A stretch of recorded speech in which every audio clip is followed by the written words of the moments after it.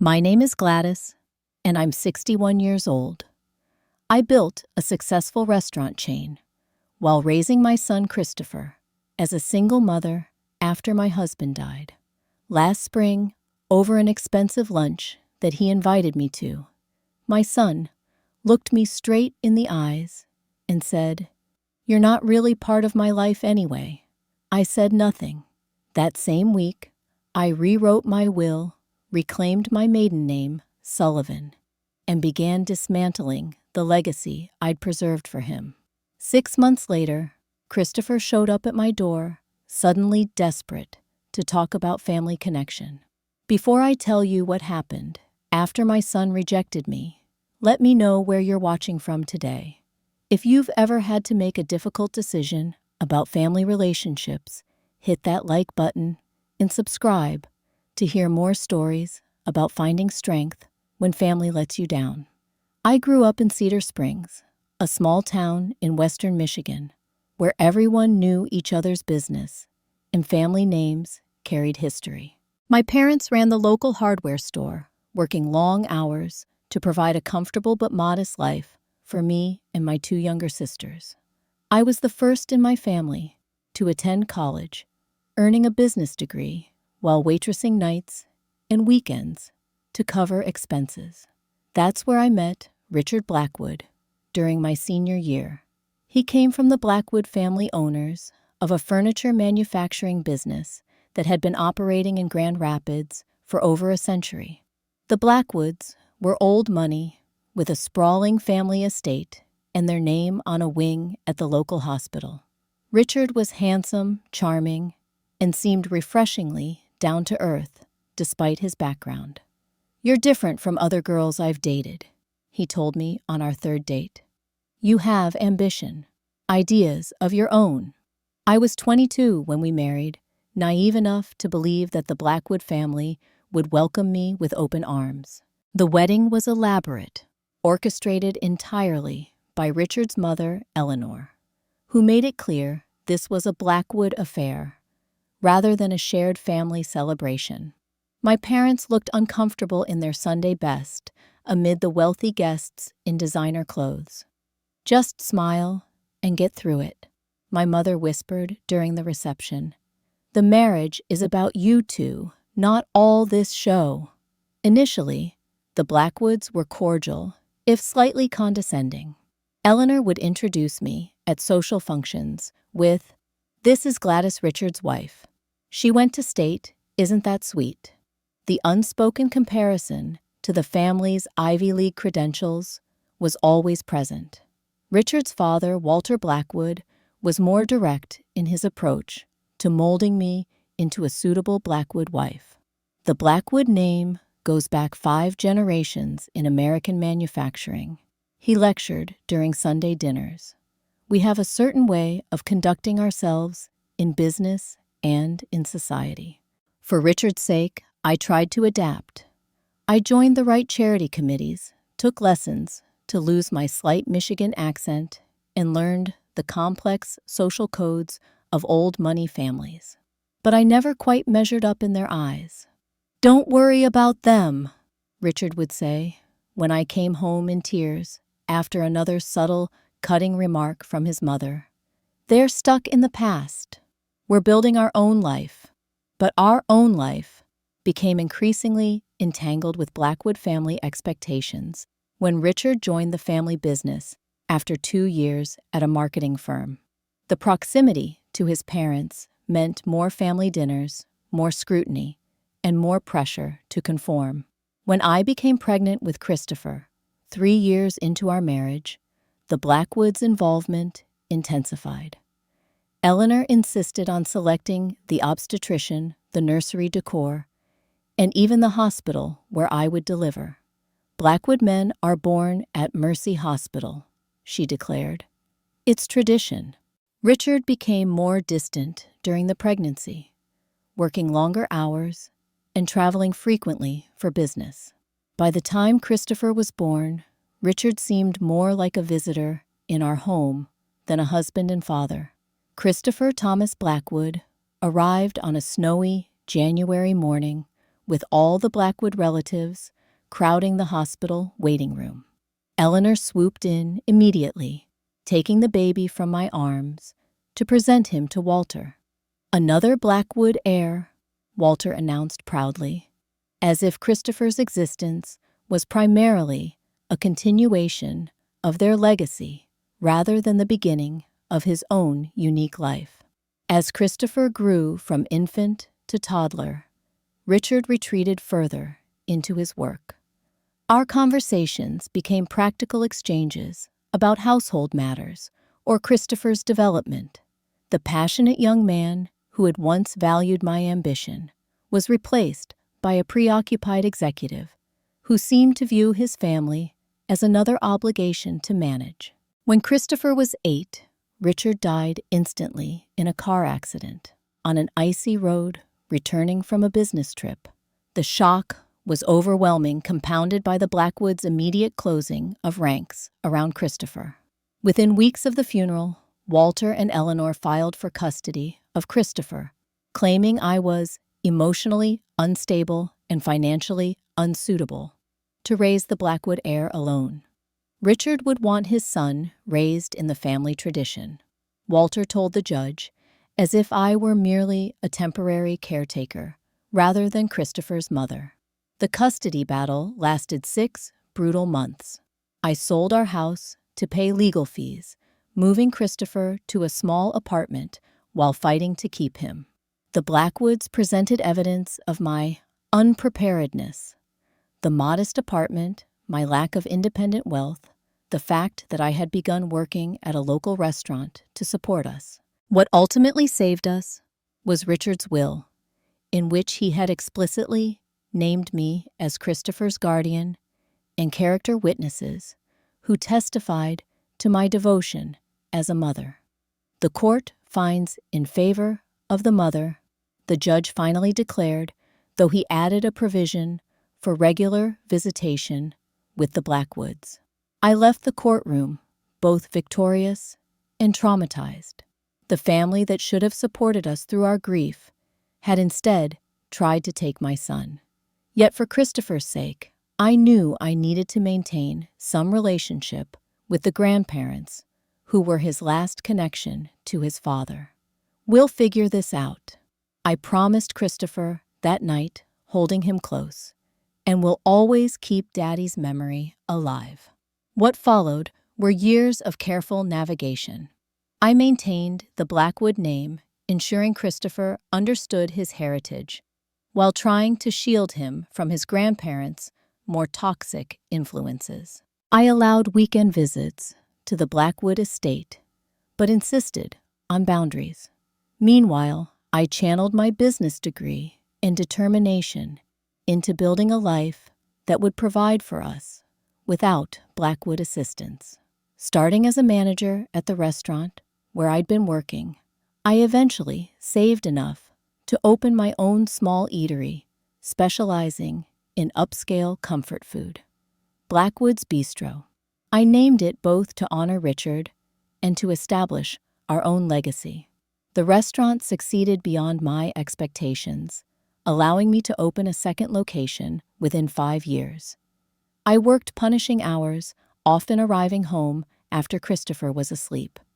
The irony that I had become as work-focused as Richard once was didn't escape me. But unlike my late husband, I made sure Christopher knew he was my priority. Every school event, every baseball game, I was there, even if it meant closing the restaurant early. I helped with homework, celebrated achievements, and tried to create a warm, loving home, despite the Blackwoods' constant judgment. "A mother should be home full-time," Eleanor would comment during pickups. "Christopher looks thin. Is he eating properly?" Walter would ask, eyeing my restaurant owner credentials with suspicion. I smiled through it all, never criticizing them, to Christopher, determined he would form his own opinions about his family.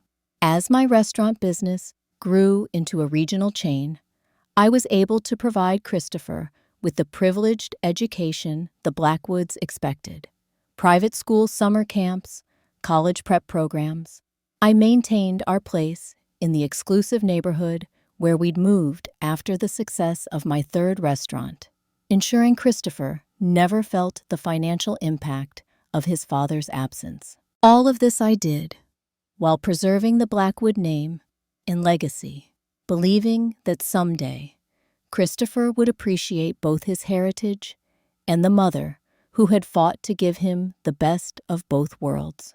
How wrong I would turn out to be. As a young child, Christopher was affectionate, bright, and curious. He'd sit at the restaurant after school, doing homework at a corner table and chatting with the chefs who snuck him tastes of new dishes. He seemed proud of my growing business success, often telling his friends, "My mom owns restaurants." The change began around age 12, after he started spending more time at his grandparents' estate.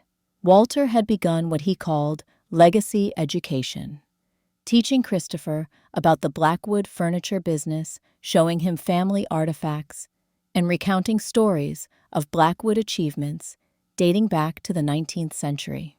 "You carry an important name," I overheard Walter telling him during one visit. "The Blackwood name opens doors that remain closed to others."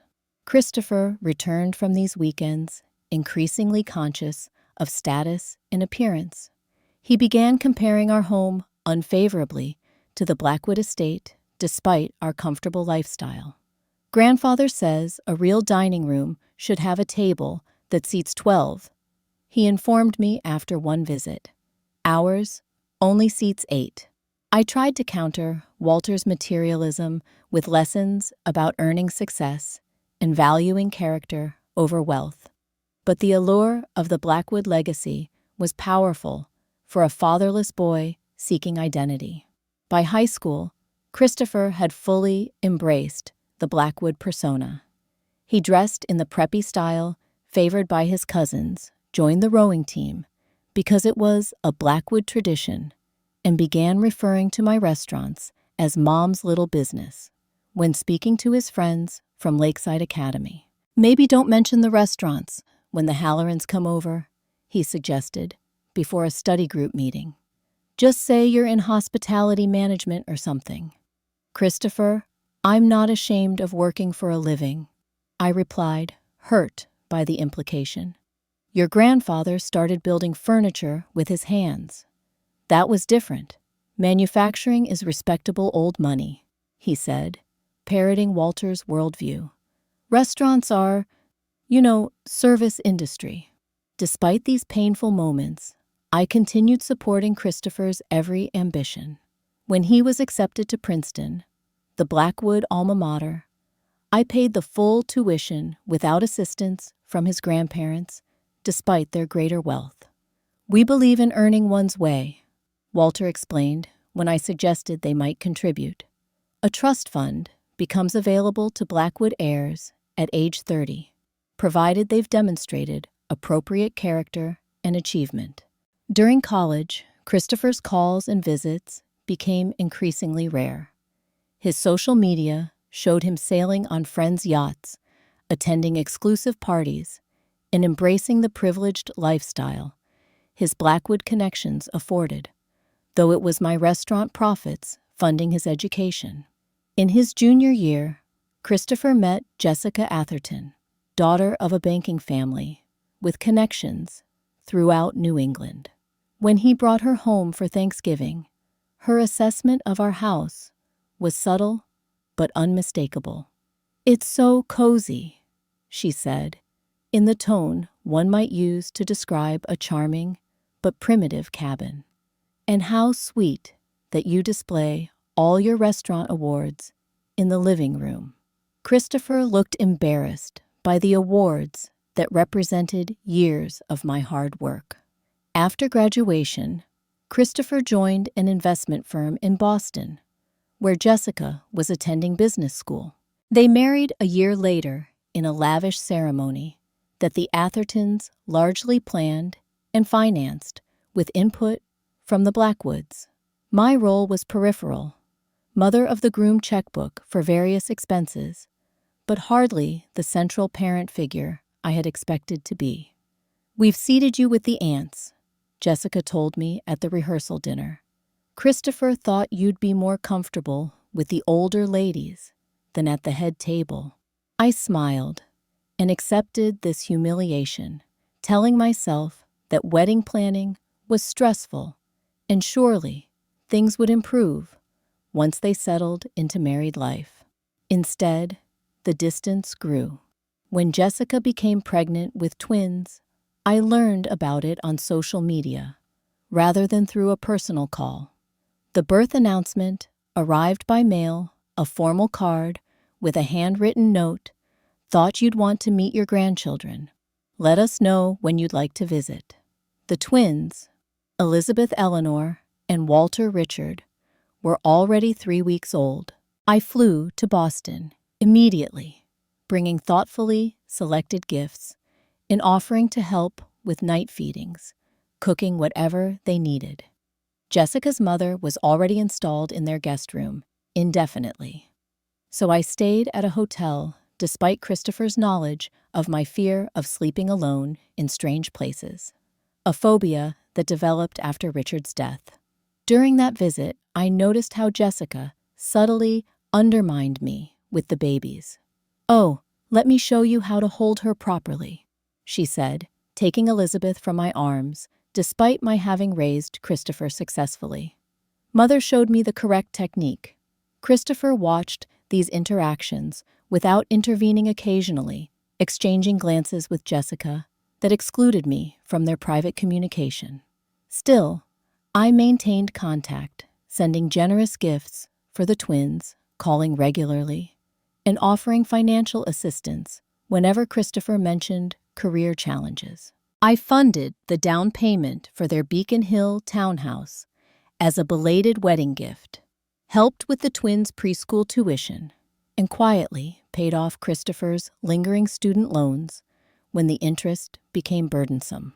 My own business continued thriving, expanding to 15 locations across 3 states.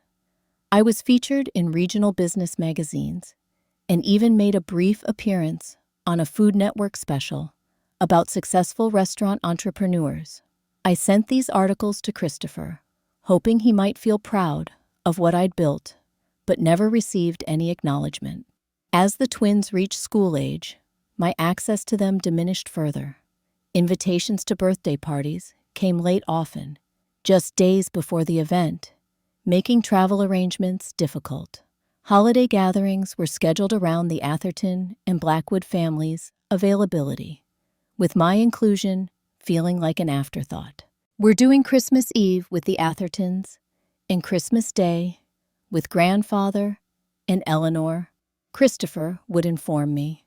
"You could come for breakfast on the 26th if that works." When the twins turned 5, I suggested family counseling to address the growing distance. "There's nothing to address," Christopher responded dismissively. "We're just busy with our own lives. Not everything needs therapy, Mom." That fall, I wasn't invited to Walter's private school commencement ceremony, where he received an academic achievement award. When I called Christopher to ask about it, he claimed it was limited seating. Jessica's parents are just more involved with the school. By then, I had begun to recognize a pattern of being valued for financial support while being emotionally discarded. Yet I continued hoping that someday Christopher would recognize all I had sacrificed to preserve his connection to the Blackwood legacy while providing him with opportunities through my own success. The final awakening was still to come, delivered over lunch at one of Boston's most exclusive restaurants. The text message from Christopher came unexpectedly on a Tuesday morning. "In town for business. Lunch tomorrow at Maison Laurent, my treat." My heart lifted with hope. Perhaps this spontaneous invitation signaled a desire to reconnect. Christopher rarely came to Michigan anymore, conducting business with his grandparents via phone or having them visit Boston instead. I spent that evening carefully selecting my outfit, a navy blue dress with pearl earrings that Christopher had given me years ago for Mother's Day. I had my hair styled professionally, something I rarely bothered with despite my success. For the first time in months, I felt genuine excitement about seeing my son. Maison Laurent occupied the penthouse floor of a downtown high-rise, offering panoramic views of the city through floor-to-ceiling windows. The maitre d' led me to a corner table where Christopher was already seated, absorbed in his phone. "Christopher," I said warmly, leaning in to kiss his cheek. He rose briefly for an awkward half-hug before gesturing for me to sit. "Mom, glad you could make it. Sorry for the short notice. I'm always happy to see you. This is a pleasant surprise. I had meetings with some potential investors," he explained, returning immediately to his phone. "Just need to finish this email." I took the opportunity to study my son. At 38, Christopher had grown to resemble his father strikingly. The same strong jaw and confident posture. His tailored suit probably cost more than the monthly lease on my first restaurant. When the server approached, Christopher ordered wine without consulting me. "The Pouligny Montrachet for the table," he said with practiced pronunciation. "How are the twins?" I asked when he finally set his phone down. "I sent them those science kits last month. They're fine, busy with school and activities. The science things were nice, though they already had similar kits from Jessica's parents." His dismissal stung, but I pressed on. "And Jessica, is she still volunteering at the art museum?" "She's on the board now, actually. The director's quite impressed with her connections." The conversation continued this way, through appetizers. Me asking questions, Christopher providing minimal responses before checking his phone or scanning the room as if hoping to spot someone more important. When our main courses arrived, Christopher finally turned his full attention to me. "So, Mom, I've been meaning to talk to you about something." My pulse quickened. Perhaps he was finally ready to address the distance between us. "I'm launching a new investment fund, focused on tech startups. It's a tremendous opportunity, but the initial capital requirements are substantial." My heart sank as I realized this wasn't about our relationship at all. "I see. And you're looking for investors?" "Well, yes. I thought you'd want to be involved, given how successful your restaurants have been. You always said you wanted to diversify your portfolio." I took a sip of wine, considering my response. "I'd need to see a proper business plan. What's the projected return timeline? Who else is investing?" Christopher's expression hardened. "I didn't realize this would be such a formal pitch. I thought you'd just want to support my new venture."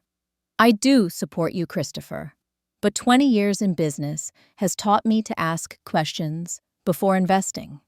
The minimum buy-in is $500,000, he said as if I hadn't spoken.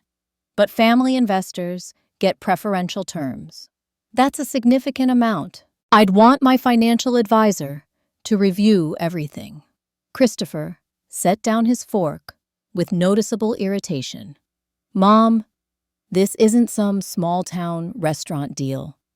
This is sophisticated finance. My team has Harvard MBAs." The condescension in his tone was unmistakable. I thought of the 18-hour days I'd worked while raising him alone, the business I'd built from nothing while he attended private schools on my dime. "My business may seem unsophisticated to you," I said quietly, "but it put you through Princeton and paid for your wedding. That was different. Parents are supposed to pay for education and weddings, and children are supposed to respect their parents," I countered. Christopher sighed dramatically. "Look, this would be easier if you just sign the check. You're not really part of my life anyway. We just keep you around because the kids should know their grandmother." The restaurant noise faded to a distant hum. I stared at my son, this person I had raised and loved and sacrificed, for trying to comprehend the casual cruelty of his words. "I don't understand," I finally said. "Why would you say something like that?" Christopher shrugged, seemingly unaware of the devastation he'd just caused. "It's just reality, Mom. You don't fit with our world, the way you talk your restaurant background. It's embarrassing at the kind of events we attend. Jessica's mother knows everyone who matters in Boston society. And I'm just the woman who gave birth to you, raised you alone, and funded your education," I said, my voice barely audible. "Don't be dramatic. You know what I mean. The Blackwood name means something in our circles. Your contribution was maintaining that connection after Dad died." I sat perfectly still, afraid that any movement might release the tears threatening to fall. "So, I've served my purpose." "That's not what I said." Christopher glanced at his watch. "Can we get back to discussing the investment? I have a conference call at 3. I carefully folded my napkin and placed it beside my barely touched salmon. "I think I need some time to process this conversation before discussing any investments." "Mom, don't make this personal. It's business." "No, Christopher. What you just said was very personal." I stood, retrieving my purse, with hands I forced to remain steady. "I'll think about your investment proposal." "Mom, wait. Enjoy the rest of your lunch," I said, walking away before he could see the tears now flowing freely. In the elevator, descending from the penthouse restaurant, I leaned against the wall and allowed myself 10 seconds of complete breakdown. Silent sobs that shook my entire body. Then I straightened, wiped my eyes, and stepped into the lobby with my head high. The drive home passed in a blur. Inside my house, the house I had maintained in the right neighborhood to preserve Christopher's connection to his father's world, I finally allowed myself to collapse on the sofa and truly weep. Hours later, exhausted from crying, I looked around at the tasteful decor chosen to meet Blackwood standards rather than reflect my own preferences. Family photos displayed Christopher's growth from infant to adult, his Princeton graduation, his wedding. My restaurant achievements were relegated to a small shelf in my home office. For 30 years, I had structured my entire existence around being Christopher's mother, preserving the Blackwood legacy, and building a financial foundation to support my son's place in that world. And today he had informed me that I was not really part of his life. I slept fitfully that night, replaying Christopher's words and the decades of subtle rejections that had preceded them. By morning, grief had hardened into resolve. If I wasn't part of Christopher's life, then perhaps it was time to reclaim my own. The next morning, I called my attorney, David Goldman, who had handled my business contracts for 15 years. "I need to make some significant changes," I told him. "How soon can we meet?" David cleared his schedule for that afternoon. In his downtown office, overlooking the river, I laid out my intentions clearly. "I want to change my will. My son should no longer be my primary beneficiary." David's eyebrows rose. "That's a substantial change, Gladys. May I ask what prompted this?" I repeated Christopher's words verbatim. "You're not really part of my life anyway. We just keep you around because the kids should know their grandmother." David winced. "I'm very sorry. That's incredibly hurtful." "It was clarifying," I replied. "For years I've been holding on to the Blackwood name and connections for Christopher's sake, while he's been gradually pushing me further from his life. It's time I accept reality and act accordingly." We spent the next 2 hours cataloging my assets, the restaurant chain now valued at over $12 million, commercial real estate holdings worth another $8 million, personal savings and investments of approximately $3 million.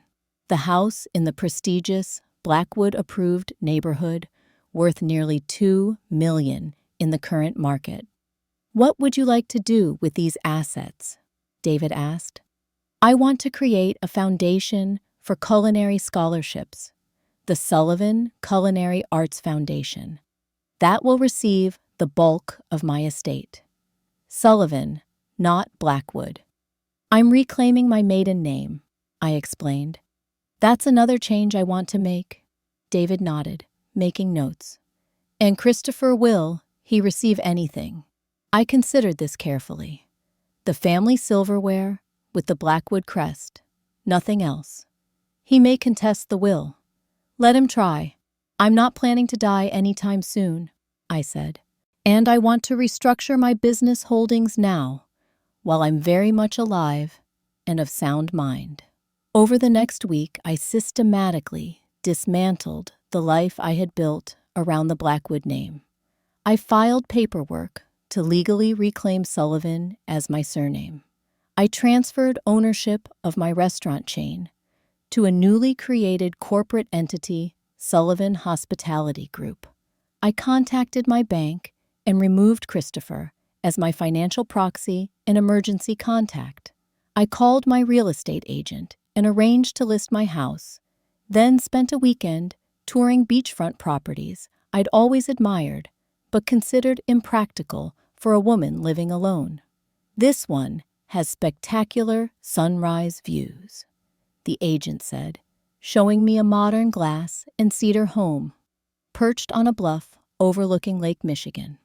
"I'll take it," I decided on the spot, feeling a rush of liberation. In my home office, I carefully went through old photos and mementos. I boxed up Blackwood family heirlooms to return to Walter and Eleanor. I collected pictures of Christopher to ship to him, keeping only a small selection that captured happy moments from his childhood. The process was both painful and cathartic. Each item I packed represented years of trying to fit into a world that had never truly accepted me, of maintaining connections with people who viewed me as an outsider despite my efforts. I declined an invitation to Walter's 80th birthday celebration, sending a polite note explaining I had business commitments. I withdrew as guarantor from Christopher's previous business loans after ensuring they were in good standing. When my friend Margot questioned whether I was acting rashly, I explained, "I'm not doing this out of spite. I'm finally acknowledging the reality Christopher spelled out for me. I'm not part of his life, so I'm building my own." Christopher called twice during this period, leaving messages about his investment opportunity without mentioning our lunch conversation. I didn't return the calls. The day I moved into my beachfront home, I felt a profound sense of beginning anew. The space was open and airy, with nothing of the heavy, traditional decor the Blackwoods preferred. I hired an interior designer who helped me select furniture that reflected my own taste. Contemporary pieces in bright colors, artwork from local Michigan artists, a state-of-the-art kitchen where I could experiment with recipes. "This place really feels like you," the designer commented when we finished. I realized she was right. For the first time in decades, I was creating a space that reflected Gladys Sullivan, not Gladys Blackwood. With the same energy, I threw myself into expanding my restaurant business into new markets. I recruited talented young chefs from culinary schools, offering mentorship programs and profit-sharing opportunities. I established the Sullivan Culinary Arts Foundation, initially funding 5 scholarships for promising students from disadvantaged backgrounds. Freed from the constant effort of maintaining Blackwood-approved appearances, I reconnected with old friends I'd neglected while prioritizing Christopher. I joined a book club, took cooking classes in Italy, and even tried paddleboarding something I'd always wanted to do, but considered unsuitable for a Blackwood matriarch. Through my restaurant supplier network, I met Marcus Reeves, a widowed distributor of artisanal cheeses. Our professional relationship gradually evolved into friendship as we discovered shared interests in food travel and building businesses from scratch. "You seem different than when we first met years ago," Marcus observed over dinner one evening. "More relaxed." "I finally stopped trying to be someone I'm not," I explained. "It's exhausting to constantly seek approval from people determined not to give it." Christopher continued calling, occasionally, always about money or business connections, never about my life or his children. I kept these conversations polite but brief, no longer offering financial assistance or connections. As summer turned to fall, I declined Christopher's perfunctory Thanksgiving invitation, choosing instead to host a gathering for my restaurant managers and their families. For Christmas, I sent thoughtful cards to my grandchildren, but not the lavish gifts of previous years. The holiday season, which had always been tinged with melancholy, as I tried to secure a place in Christopher's celebrations, became unexpectedly joyful. I decorated my beach house with colorful lights that reflected off the lake at night. Marcus and I cooked an elaborate Christmas dinner for friends who had nowhere else to go.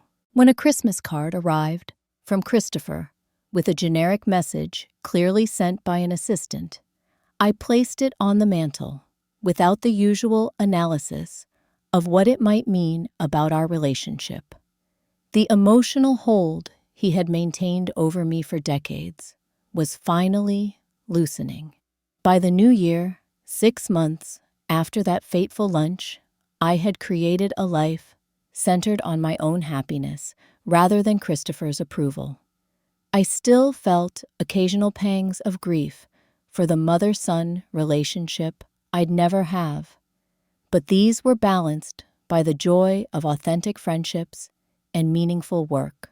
What I didn't realize was that while I was rebuilding, Christopher's financial house of cards was collapsing, and soon he would discover exactly what he had lost with his careless words. The February morning dawned clear and cold sunlight, reflecting blindingly off the frozen lake. I was enjoying coffee on my deck, bundled in a heavy sweater, when the security system announced a visitor at the gate. On the monitor, I was shocked to see Christopher's luxury SUV. After 6 months of minimal contact, his appearance at my new home was unexpected, to say the least. I buzzed him through, curious about this sudden visit. Christopher had never been to my beach house, having shown no interest when I mentioned moving. How he found the address, I could only guess. Standing in my entryway, Christopher looked simultaneously familiar and like a stranger. He wore his usual impeccable suit, but his face appeared strained, with new lines around his eyes. "Mom," he said, glancing around the modern interior with visible surprise. "Nice place." "Thank you," I replied, leading him to the living room with its panoramic lake view. "Would you like coffee?" "Sure," he agreed, still taking in his surroundings. "I had no idea you'd moved somewhere like this. It must have cost a fortune." I brought coffee in handmade ceramic mugs, nothing like the formal china we'd always used in the Blackwood home. "What brings you to Michigan?" I asked, settling into my favorite chair. "Business." "Partly," he hedged. "I also thought we should talk.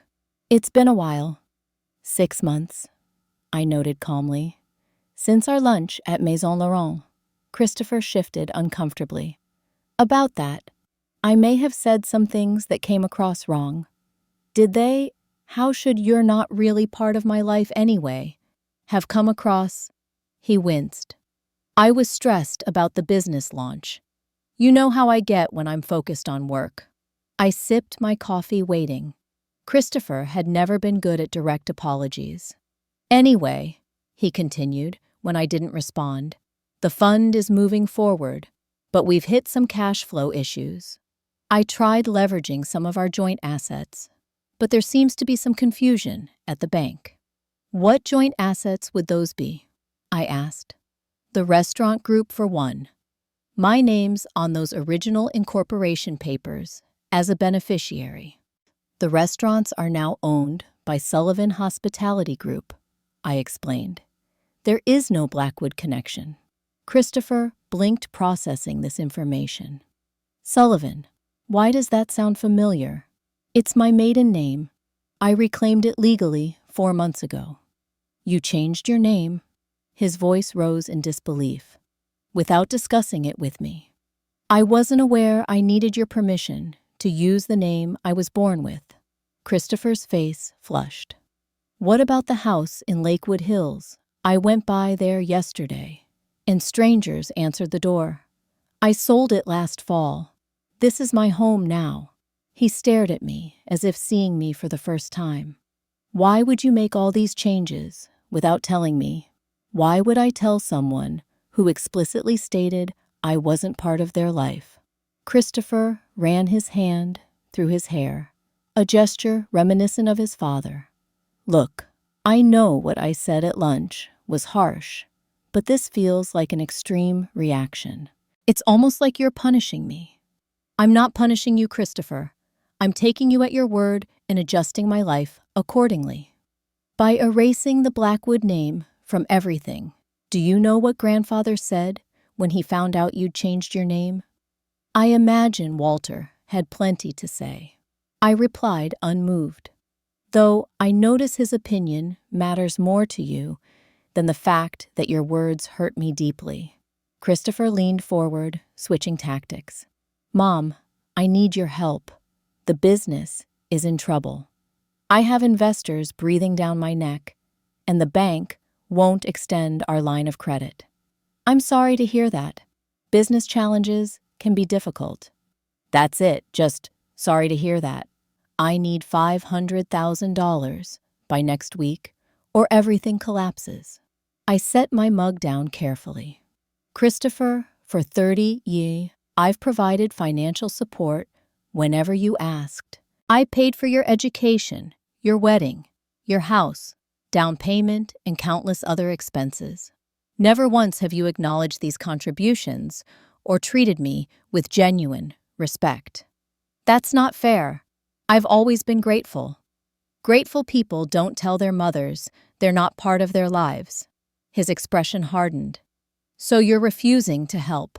I'm declining to invest in a business venture about which I have received no formal proposal, financial statements, or risk assessment. Christopher's phone rang, and he checked the screen with visible anxiety. It's Jessica. I need to take this. He stepped into the hallway, but I could still hear his side of the conversation. No, she hasn't agreed yet. I know what they said, but we'll figure something out. Just stall them until next week. When he returned, his composed facade had crumbled.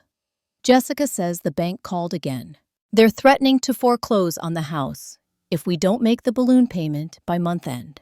For a moment, maternal instinct almost overrode my resolve. My grandchildren's home was at risk. But then, I remembered how I'd been systematically excluded from their lives, except when financial assistance was needed. That sounds serious, I acknowledged. What's your plan? My plan? Christopher's voice rose. My plan was that you would help us. That's what family does. Is it? I thought family included people in their lives, not just their bank accounts. You're seriously bringing up that one comment, I was having a bad day.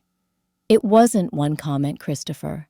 It was the culmination of years of being treated as an embarrassment, an outsider, someone to be tolerated rather than valued. Christopher paced the living room, agitation visible in every movement. Fine. You want an apology? I'm sorry. I was wrong to say that. Now, can we please discuss the loan? This isn't about a loan. This is about recognizing that our relationship has been one-sided for decades.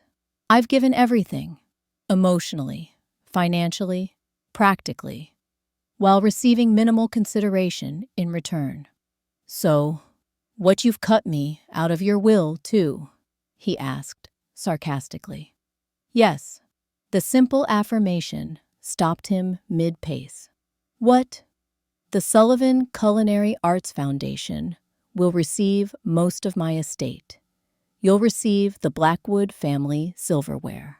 Christopher's face drained of color. You can't be serious. I'm entirely serious.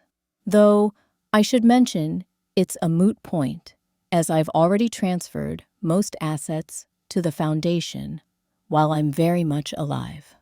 I'll contest it, he threatened. The courts will never uphold a will that disinherits an only child. You're welcome to try, though there's nothing to contest in transfers already legally completed. Christopher's shock gave way to desperate anger. This is insane. I'm your son. Yes, you are. And I've spent 30 years ensuring you had every advantage, every connection to the Blackwood legacy you valued so highly. Now, you have what you wanted, the Blackwood name, without the embarrassment of your restaurant owner mother. Mom, please. His tone shifted to pleading. We're in serious trouble. The investment fund collapsed. We've mortgaged everything. The kids might have to leave their school. I can offer you a job, I said finally. Sullivan Hospitality Group is expanding into the Boston market. We need a local manager. Christopher stared as if I'd suggested he become a street sweeper. A restaurant manager. I'm a Blackwood. We don't work in food service. The statement, dismissive of the business I'd built from nothing, confirmed that nothing had really changed, despite his current desperation. Then I can't help you, I said quietly. The Blackwood pride you're so attached to will have to see you through this crisis.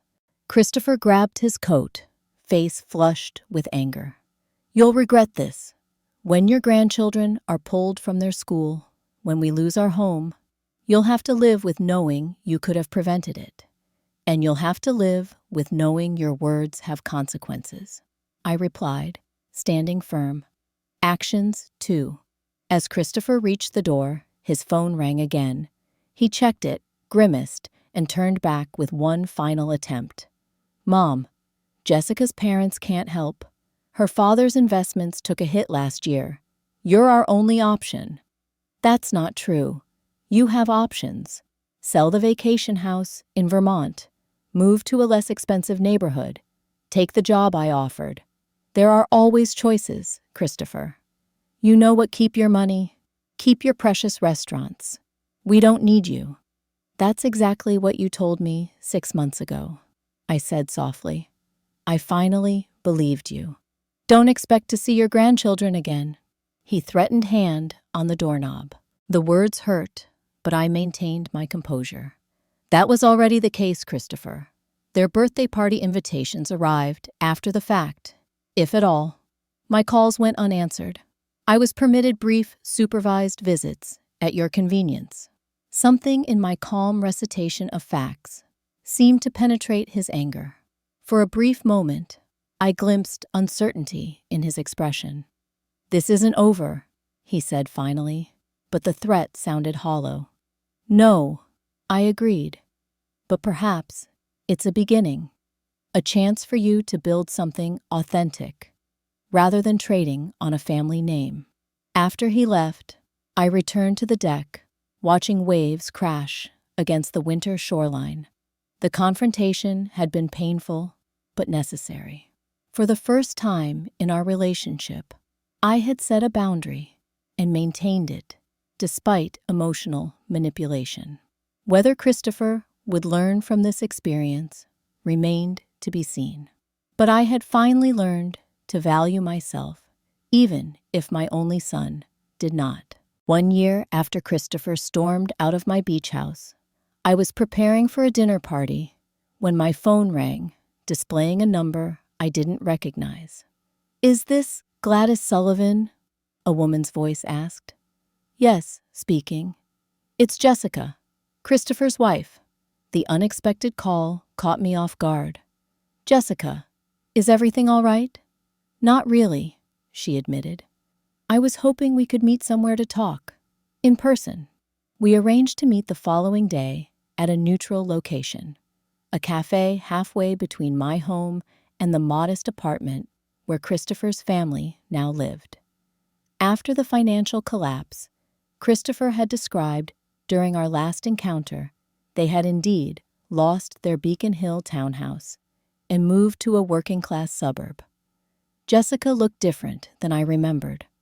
Her designer clothes replaced by a simple sweater and jeans, her professionally highlighted hair now showing natural brown roots. The past year had clearly been difficult. "Thank you for meeting me," she said as we settled at a corner table. "Of course. How are the children?" "They're adjusting. Walter misses his old school, but Elizabeth has actually thrived in the public school system.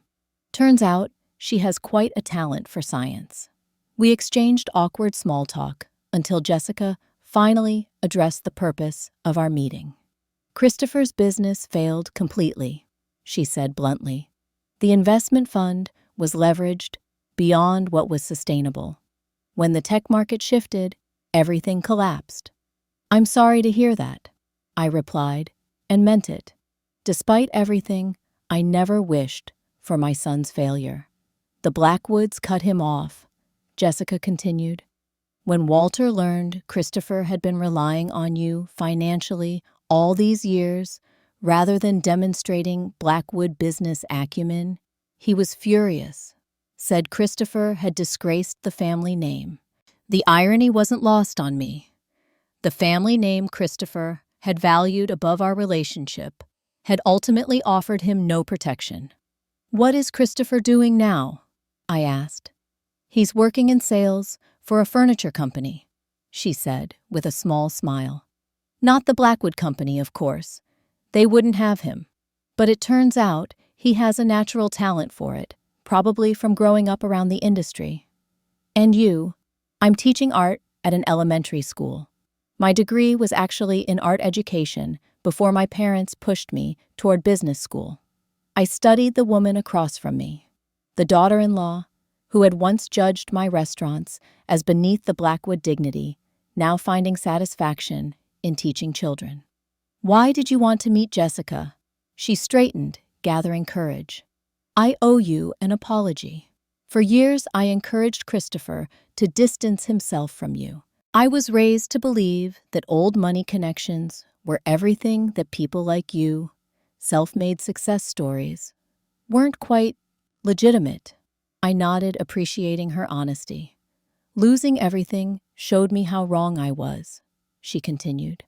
"The Blackwoods and my own parents disappeared when we needed help. Meanwhile, you built something real, something sustainable through hard work and actual business sense." "Thank you for saying that," I said quietly. Jessica hesitated before continuing. "Christopher is too proud to reach out, but he's different now, humbled. He works 60-hour weeks to support us. He coaches Walter's baseball team. He's present in ways he never was before." "I'm glad to hear that." "The children miss you," she added. "They ask about their grandmother sometimes. We found old photos." The mention of my grandchildren pierced the protective wall I'd built. "I've missed them too. Would you consider reconnecting, not financially?" she clarified quickly. "Just as family. Christopher needs to make this right himself, but he doesn't know how to begin." I considered her request carefully. The hurt hadn't disappeared entirely, but the past year of independence had healed much of the raw pain. "I'd be open to a careful rebuilding," I said finally, "starting with seeing the children." 2 weeks later, I met my grandchildren at a local park. 8-year-old Walter was initially shy, but Elizabeth ran to me with unrestrained enthusiasm, showing me the rock collection she'd started, and proudly explaining the different mineral types. Christopher arrived to pick them up, standing awkwardly by the car, until the children insisted he join us. "Mom," he said, simply unable to meet my eyes. "Christopher," I acknowledged. "The children have grown so much." After the kids were buckled into the car, Christopher finally managed a direct look. "Jessica said she met with you." "That was brave of her." "It was."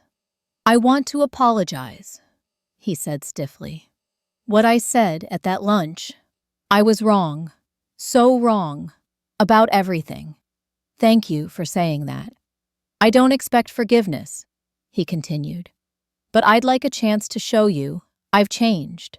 Not for money or help, but because losing everything made me realize what actually matters." "And what's that?" I asked. "Family. Real connection. The values you tried to teach me that I was too arrogant to learn." It wasn't a perfect apology, but it was a start. In the months that followed, we established a cautious new relationship. Christopher and his family came for Sunday dinners once a month. I attended the children's school performances and baseball games. Christopher never asked for money or connections, working diligently to rebuild his life on his own terms. When he and Jessica needed help with an unexpected medical bill, for Elizabeth offered assistance with clear boundaries, a loan with a written repayment plan, which they honored faithfully. The Sullivan Culinary Arts Foundation awarded its first full scholarships that spring, sending 5 promising students to top culinary programs. I established a community kitchen at my flagship restaurant, offering cooking classes for underserved neighborhoods. My relationship with Marcus deepened into romance, bringing unexpected joy in my 60s. We traveled to Italy and France, exploring food cultures and bringing new ideas back to my restaurants. Christopher watched these developments with growing respect. During one Sunday dinner, as Marcus and the children experimented with pasta shapes in the kitchen, Christopher approached me on the deck. "You've built an amazing life, Mom," he said, gesturing to the lake view. "On your own terms." "It took me decades to figure out I could," I admitted. "I spent so many years trying to preserve the Blackwood connection for you that I forgot to nurture my own identity." "I wish I'd appreciated what you were doing," he said quietly. "All those years of hard work, raising me alone, building your business, and I treated it as something to be embarrassed about." "We both made mistakes," I acknowledged. "I should have set boundaries much earlier." Christopher nodded, watching his children laughing with Marcus in the kitchen. "The Sullivan name suits you, you know. It represents something real, something you built." "And Blackwood?" I asked. He smiled ruefully. "Just letters on my driver's license now." Grandfather made it clear I'm no longer a true Blackwood in his eyes. Turns out a family legacy is a fragile thing when it's based on nothing but pride. Over time, our relationship healed, not into what it had been, but into something more authentic. Christopher found unexpected fulfillment in his sales career, eventually becoming a regional manager. Jessica thrived as a teacher and began selling her artwork in local galleries. The Sullivan Culinary Foundation expanded its programs to include business training for aspiring restaurant owners. I published a cookbook sharing recipes from my restaurants, dedicating it to everyone who found their true path later in life. When I look back on that painful lunch, when Christopher told me I wasn't part of his life, I now see it as the moment that finally freed me to create a life truly my own. By leaving him the name he valued so highly and taking back everything else, my identity, my hard-earned success, my right to be respected. I ultimately helped us both find something more valuable than a prestigious family legacy, authentic connection based on mutual respect. Names are given, but respect must be earned. The peace I found in choosing authenticity over approval seeking taught me that sometimes walking away preserves your dignity while creating space for genuine growth, both yours and theirs. Have you ever had to make the difficult decision to step back from a family relationship that wasn't serving you? Or found yourself needing to establish boundaries with loved ones who took you for granted? Share your story in the comments below. If this journey of finding strength and reclaiming your identity resonated with you, please hit that like button and subscribe to hear more stories of resilience and self-discovery. Remember to share this video with someone who might need to hear that it's never too late to choose yourself. Thank you for listening, and may you find the courage to create the life you deserve with or without those who fail to value you properly.